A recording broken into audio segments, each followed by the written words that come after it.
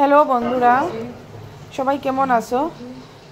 দেখো, গতকাল আসলো মহাশিবরাত্রি। তো আমরা ঘরে প্রত্যেক বছর আমরা পূজা কইরা আগে ঘরের মধ্যে যে শিবলিঙ্গ আছে ওই শিবলিঙ্গের মধ্যে আমরা আগে জল বেল পাতা দিয়া শিবরে স্নান করাই। তো যা যা লাগে ঘি, দই, দুধ, মধু সব কিছু দিয়া। তো এবার তারপরে আমরা যাই কালী মন্দিরে। ওইখানে যে শিব মন্দির আছে ওইখানে গিয়েও আবার পূজা দেই। পূজা বলতে ওই শিবরে স্নান করাইয়া যা যা করতে লাগে আর কি, ওই অতটুকুই। তো এবার আর গেছি না, ভালো লাগছে না।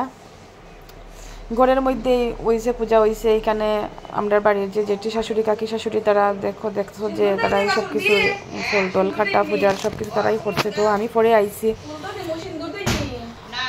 তো যাই হোক, এবার আর কালী মন্দিরে গেছি না, ঘরের মধ্যেই দিছি।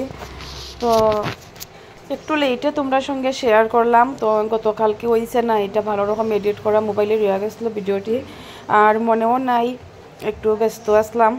পূজা টুজার পরে আমরা গেছিলাম কি আবার আরেক জায়গায়, ওই একটু আমরা বাড়ির পাশেই একটা একটু দূরে আর কি একটা মন্দির আছে। তো এইখানে এই অনেক বড় কইরা শিব পূজা হয়, আবার কালী পূজাও হয়। তো এখানে গেছি, যাওয়ার পরে কীর্তন টীর্তন হয়েছে, এখানে একটু সময় বইছি, বইয়া প্রসাদ লইছি, লইয়া আইছি। তো আমার পরে আর শরীরটা ভালো লাগছিল না, ঘুমাই দিয়েছিলাম। আর এই ভিডিওটা আমার ছেলে করছে, যে এত সুন্দর করে ভিডিওটা করছে, আমার অবাক হয়ে গেছি গিয়া আমি। তো আমি তারে কই যে বাবা ভালো হয়েছে, তুই ভিডিও করা শিখিলাইছস, আমার আর চিন্তা নাই, এখন তুই আমার ভিডিও করে দিতে পারবি।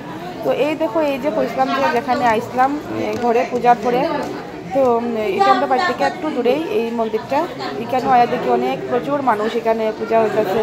তো কালকে তো সারাদিনই চতুর্দশী আসলো, তো সারাদিনই পূজা হয়েছে, সারাদিনই মানুষের এখানে দিচ্ছে শিবলিঙ্গর মধ্যে জল বেলপাতা যা যা দিতে লাগে। তো যাই হোক, এইদিকে দেখো, আমি তো এইদিকে কালী পূজা হয়েছে।